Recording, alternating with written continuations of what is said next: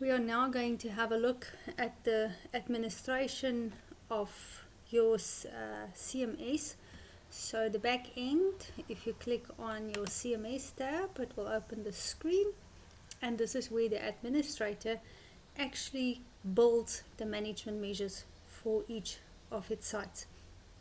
It is important to note that a management measure is required for Elan to help you as the administrator, or maybe the check manager or the QHSE manager, to ensure that you build these management measures in line with your management system, so that Elan can help you track and manage what is required for your own internal management system, compliant to any certification standard or any ISO standard or any internal standard that you want to manage.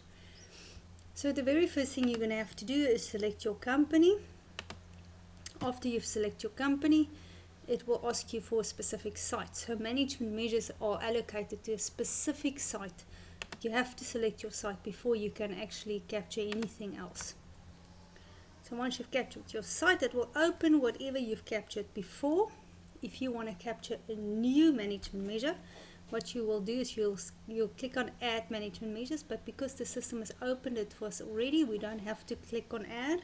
We can just fill it in. So you completely fill in your management measure. So let's say we are doing,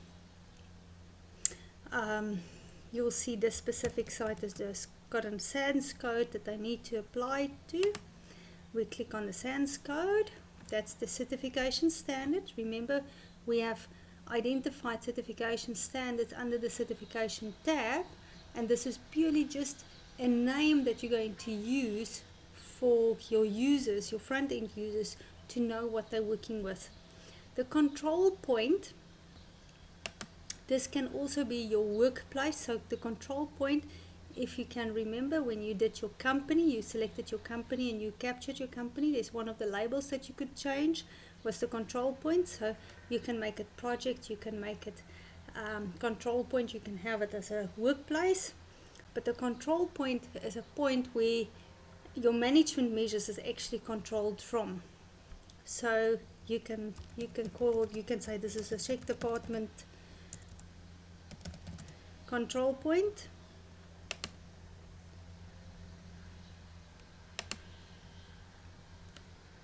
The next thing you're going to do is you're going to say, what is my management measures? What do I want to manage? What do I need Elan to help me manage, to ensure that we keep compliant in our management system? So a simple thing is most probably your emergency drills.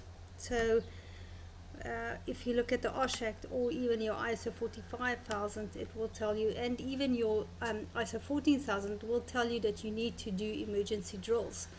So you can say emergency drills, and you're already in operation process, you're already in operations.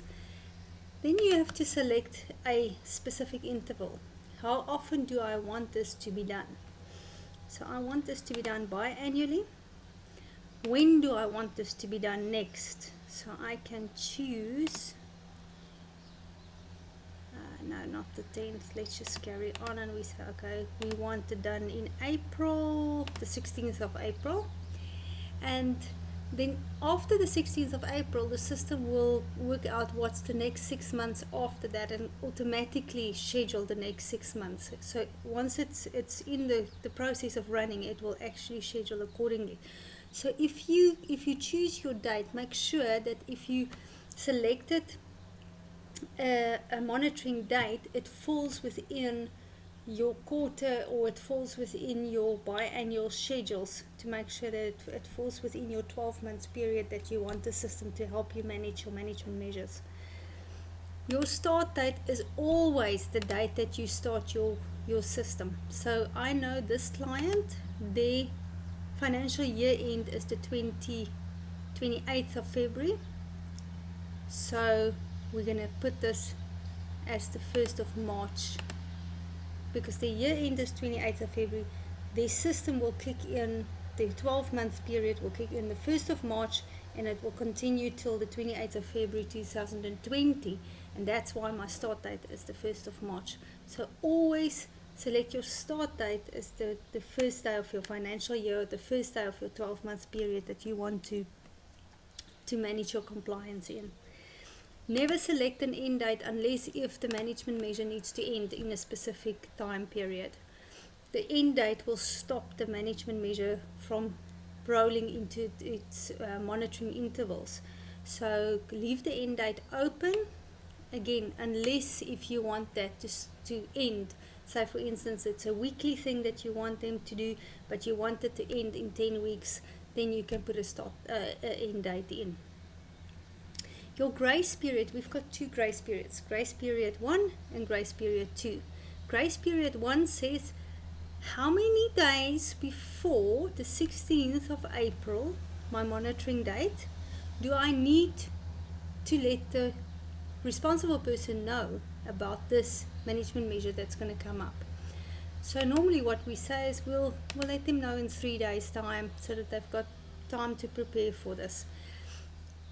If it's something like an audit that needs to be arranged, or you need to get a supplier out, you will want to increase your grace period and give them a longer period of time so that they can do the planning and what they need to do. If it's something that is easy to do, like a checklist, all they need to do is go and do a checklist, you can give them 1 day's grace period. The second grace period is optional. If you want to allow your people to have grace over a period of time, so they get 3 days before, they get an email and Elan says to them, listen, this management measure is going to come up in 3 days time. So every day they get an email in the morning with all the management measures scheduled together in one email. When they fail to do it on the 16th of April, the system will send them an incident notification saying you haven't done this. If you have a grace period 2 built into the system, that incident will be in the green, meaning they have another set period of time depending on this grace period 2 that you've selected for them to go and fix the problem. If you don't have a grace period 2, the incident will go in the red immediately. If an incident is in red, you will have to go through the process of managing that incident till it's a closed incident. If the incident is in green and the user managed to close the management measure in time and mark it off under the monitoring section, then the incident will close itself and it will not affect the user stats. So grace period 2 is purely there to say you have failed, but we're giving you another 2 days to actually do this. So you can give them 1 day, 2 days, or whatever the number of days is that you would like to select. Obviously optional. Then sensitivity. How often or how many times can I fail this before it becomes a non-compliant? So in Eland we have compliant, partial compliant, and non-compliant. Compliant means I'm doing what I'm supposed to be doing. Partial compliance is sometimes I fail it, but it's not a major issue because it's not affecting my management system. It's not going to fail the complete management system, or it's not a legal compliance that I'm failing. And then your non-compliance is I have failed it. I didn't do what I was supposed to be doing. So it all depends on your priority and how you see your management system running through. So I would give this sensitivity a 1 for the simple reason that if I fail it once a year, it will go into partial compliance, but if I fail it twice, it will actually go into non-compliant, which will mean in that year I was non-compliant in doing emergency drills, which an auditor will most probably also have a look at. Then your responsible level 1 is who is responsible for this. Your responsible level 2 is should Dion not be available to do the work, then Gideon will have to do the work. And then you've got a responsibility 3, so Lisa might be the third one to do the work. this is not your escalation. Your escalation works as follows. Dion has got a manager. His manager's name is Leon. So Leon will receive an email saying Dion did not do what he was supposed to be doing. The only reason why we've got 3 responsible levels is you might have people working in your company as a team together, and if one is off sick or on leave or on a different shift, you've got another one that can actually stand in and help. So that's why we have different levels. It's not for escalation. Escalation works as who is the manager of the person failing the management measure that we are working with. Task verification, you have the option as the administrator to say, for a specific task, I want this to be verified by the supervisor, or I want this to be, there must be a document uploaded or a picture uploaded before this task can be completed, this management measure task can be completed. So if you tick on this, it means that the user cannot, if you for instance select that there should be a PDF or a document uploaded, the user cannot complete the management measure unless he uploaded a document. If you select supervisor's verification, the user will not be able to complete the management measure unless if the supervisor also completed it.